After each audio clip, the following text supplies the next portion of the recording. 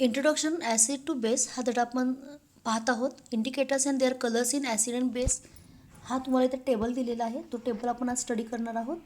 By the name of indicator, पहिल्या तक्त्यामध्ये तुम्हाला इंडिकेटरची नावं दिलेली आहेत. त्यानंतर कलर ऑफ इंडिकेटर, इंडिकेटरचे जे मूळचे रंग कसे असतात ते दुसऱ्या कॉलममध्ये दिलेलं आहे. आणि पुढचे जे कॉलम आहेत त्याच्यामध्ये कलर चेंज, ॲसिडमध्ये टाकल्यानंतर काय रंग बदल होतो, अल्कलीमध्ये टाकल्यानंतर काय रंग बदल होतो ते दिलेलं आहे. चला फर्स्ट बघा, litmus paper. Colour of indicator, blue litmus paper आपण वापरलेला आहे पहिल्यांदा. कलर इन ॲसिड, जेव्हा ॲसिडमध्ये आपण ब्ल्यू लिटमस कागद बुडवतो तेव्हा त्याला लाल रंग येतो बघा. आणि colour in alkali, blue remains same. निळ्या रंगाचा इंडिकेटर अल्कलीमध्ये बुडवल्यानंतर तो निळाच राहतो. Next colour in of indicator red, लाल रंगाचा इंडिकेटर आपण आता घेतलेला आहे, लिटमस कागद घेतलेला आहे. कलर इन ॲसिड, जेव्हा ॲसिडमध्ये आपण लाल रंगाचा लिटमस कागद बुडवतो तेव्हा तो लालच राहतो. कलर इन अल्कली, अल्कलीमध्ये जेव्हा आपण तो बुडवतो तेव्हा लाल रंगाचा लिटमस कागद तुमचा निळा होतो. जेवढा तुम्ही भाग बुडवलेला आहात तो निळा होतो. Methyl orange, colour of the indicator is orange. Methyl orange हा जो इंडिकेटर आहे त्याचा रंग हा ऑरेंज असतो. साधारणपणे भगवट असा रंग असतो, डार्क असा असतो रंग त्याचा. कलर इन ॲसिड, जेव्हा आपण ॲसिडमध्ये टाकतो मिथिल ऑरेंज तेव्हा त्याला गुलाबी रंग येतो बघा त्या द्रावणाला.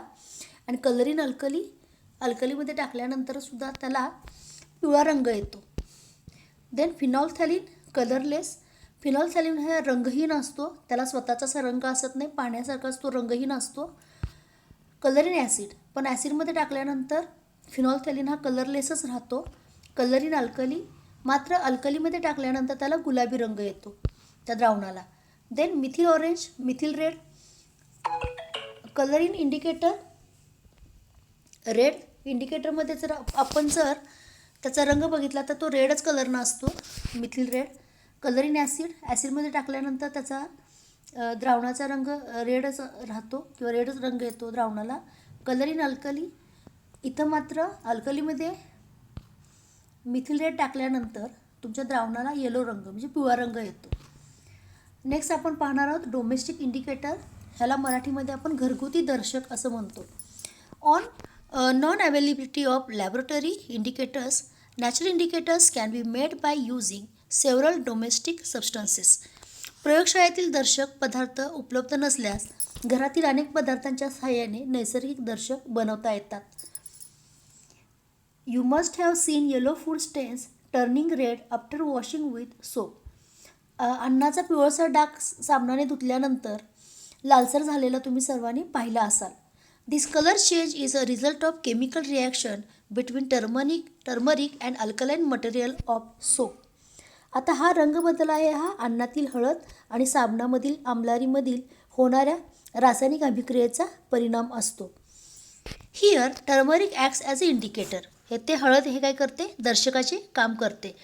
त्याचप्रमाणे natural indicators can also be prepared from red cabbage, radish, tomato and similarly from hibiscus and rose. ह्याचप्रमाणे लाल कोबी, मुळा, टोमॅटो तसेच जास्वंद, गुलाबापासूनही नैसर्गिक दर्शक तयार करता येतात. मेकिंग ऑफ नॅचरल इंडिकेटर्स, आता नैसर्गिक दर्शक कसे बनवायचे ह्याची प्रोसिजर आपल्याला दिलेली आहे ती आपण पाहणार आहोत. ट्राय दिस, हे करून पहा.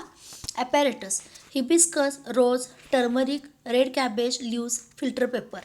आता ह्यासाठी आपल्याला साहित्य काय काय लागणार आहे बघा. हिबिस्कस म्हणजे जास्वंदीचं पान, रोज म्हणजे गुलाबाची पानं, टर्मरिक म्हणजे हळद, रेड कॅबेज म्हणजे लाल कोबीची पानं, filter paper.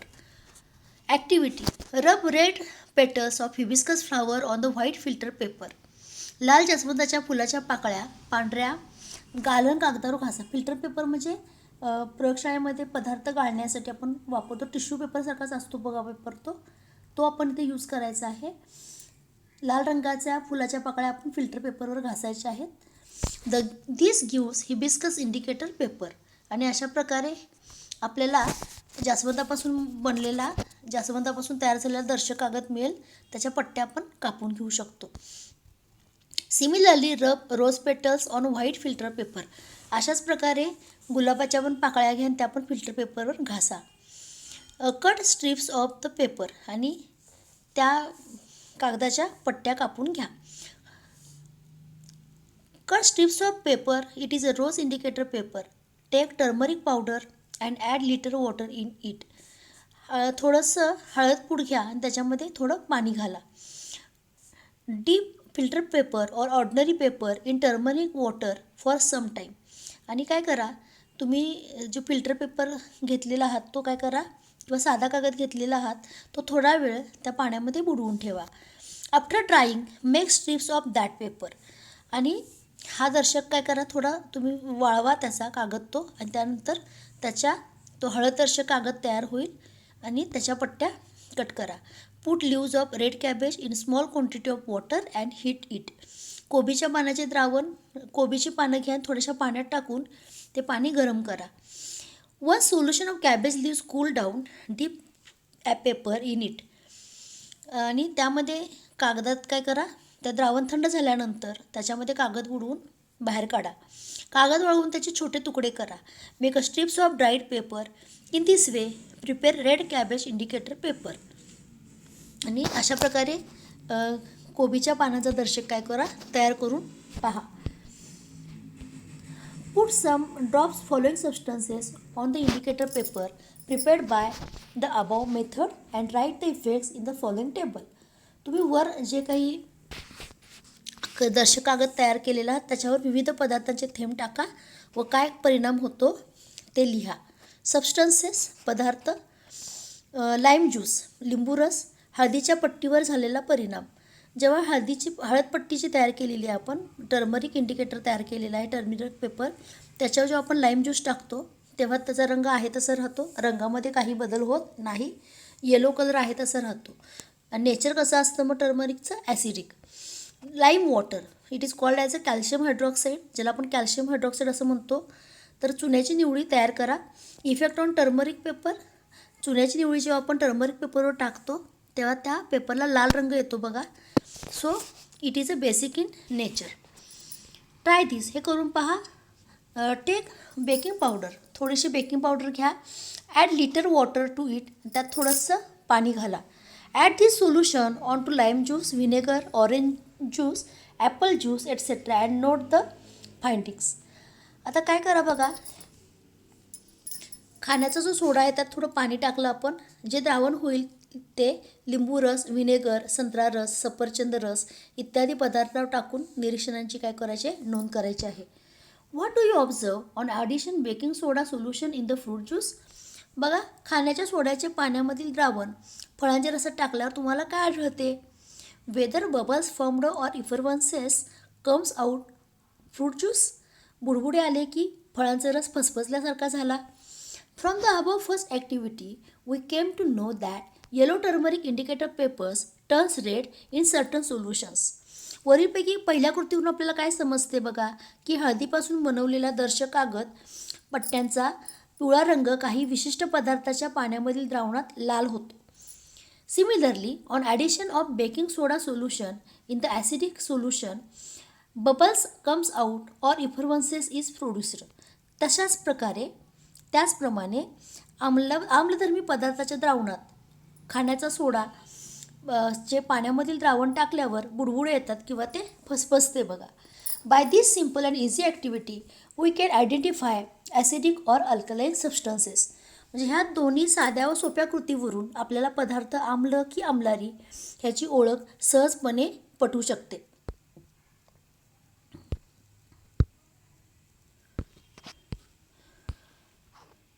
Under the guidance of teacher, take a vinegar, lime juice, ammonium hydroxide, NH4OH and dilute hydrochloric acid, dilute HCl in different test tubes. शिक्षकांच्या मार्गदर्शनाखाली व्हिनेगर, लिंबू रस, अमोनियम हायड्रॉक्साईड, विरल हायड्रोक्लोरिक आम्ल यांचे नमुने वेगवेगळ्या परीक्षणळीत घ्या. Also deep litmus paper in the solutions. आणि ते जे तुम्ही सोल्युशन घेतलेलं आहात त्याच्यामध्ये काय करा, deep the litmus paper in the solutions आणि त्या सोल्युशन्समध्ये लिटमस कागदही द्रावणात बुडवा. Observe and record the following table. आणि ती निरीक्षणं जी काय आहे ती तक्त्यामध्ये नोंदवा.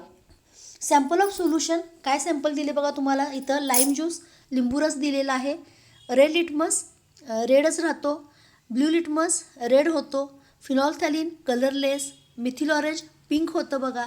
So lime juice is acidic in nature. Next बघा NH4OH, ज्याला आपण अमोनियम हायड्रॉक्साईड म्हणतो.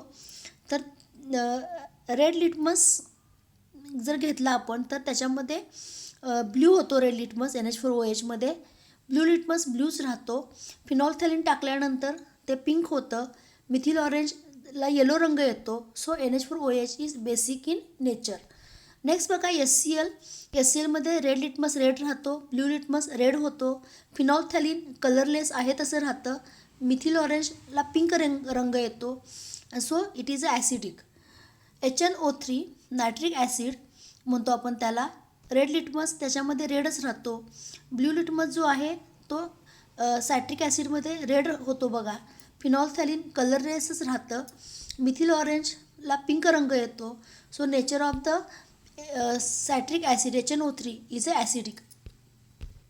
From the above experiment, it is seen that blue litmus turns red in acidic and red litmus turns blue in alkali.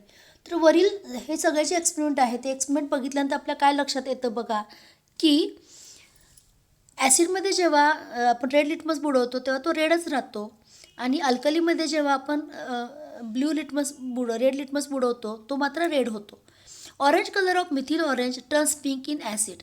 तर orange colour जो आहे methyl ऑरेंजचा तो pink होतो, गुलाबी रंग येतो बघा ॲसिडमध्ये त्याला. While colourless phenolphthalein turns pink in alkali solution. तर जे रंगहीन फिनॉल्फथॅलीनचं जे तुमचं द्रावण आहे ते जेव्हा आपण अल्कली सोल्युशनमध्ये बुडवतो तेव्हा त्याला गुलाबी रंग येतो. म्हणजे अशा प्रकारे आपण दिलेलं सोल्युशन हे ॲसिडिक आहे का बेसिक आहे हे ओळखू शकतो. Effect of acid and base on a litmus paper. Litmus पेपरवर ॲसिड अँड बेसचा कसा परिणाम होतो ते पहा.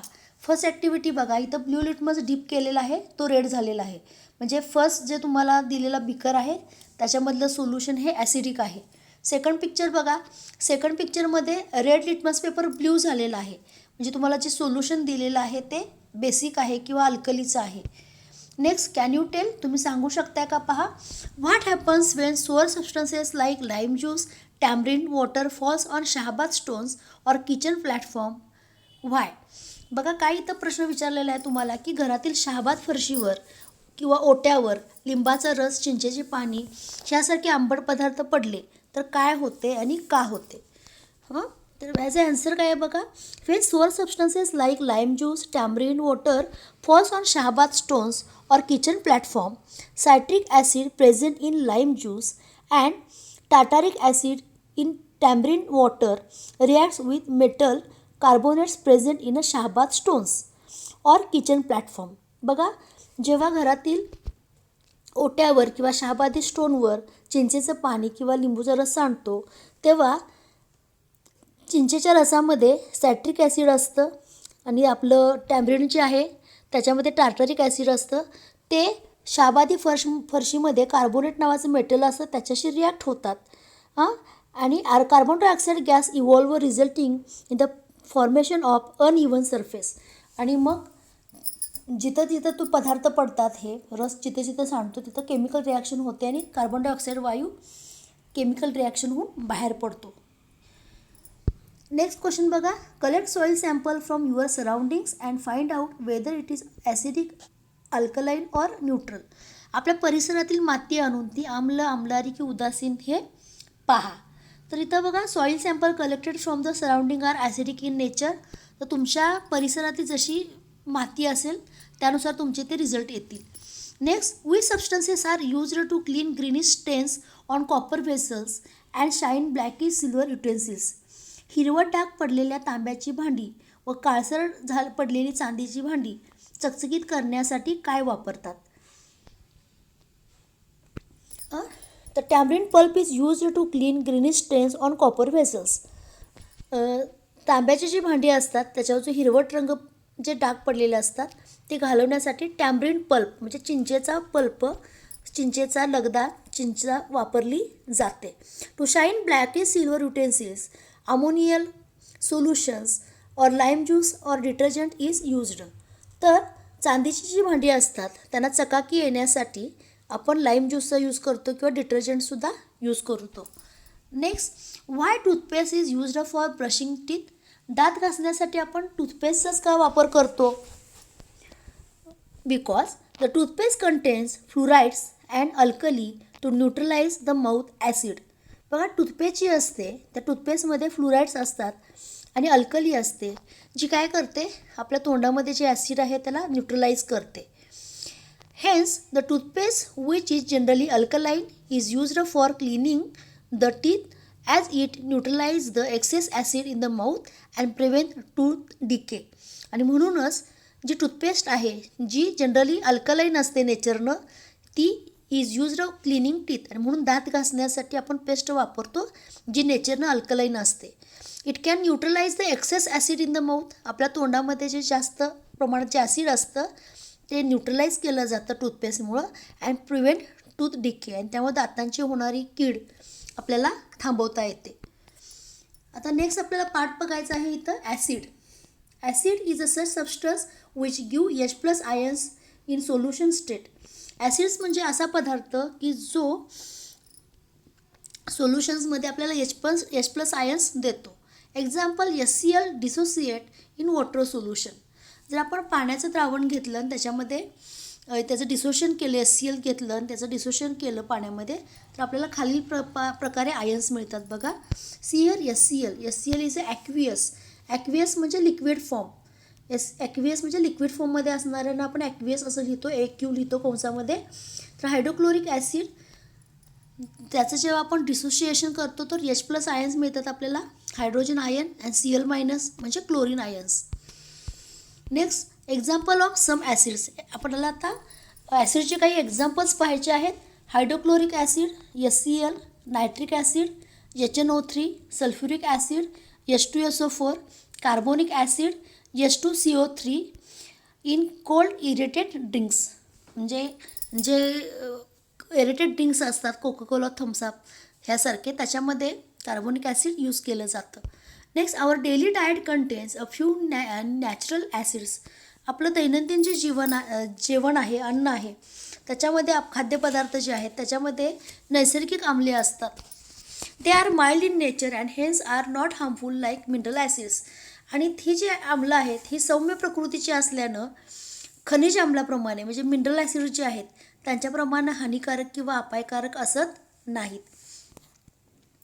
इथे तुम्हाला तक्ता दिलेला आहे बघा, सबस्टन्सेस और सोर्सेस, कशापासून पदार्थ दिलेले आहेत. Acids, natural, organic. व्हिनेगरमध्ये ॲसिटिक ॲसिड असतं, ते नॅचरल असतं आणि ऑर्गॅनिक पण आहे. ऑरेंज म्हणजे संत्रे, त्याच्यामध्ये सायट्रिक ॲसिड असतं बघा. देन टॅमरिन, ज्याला आपण चिंच म्हणतो, चिंचेमध्ये टार्टारिक ॲसिड असतं. Tomato, oxalic acid. Curd, lactic acid. Lemon, citric acid. अशा प्रकारे हे जे खाद्यपदार्थ आहेत त्या खाद्यपदार्थामध्ये पुढे दिलेल्या तक्त्यांच्या प्रमाणे काय असतात, ॲसिड्स असतात.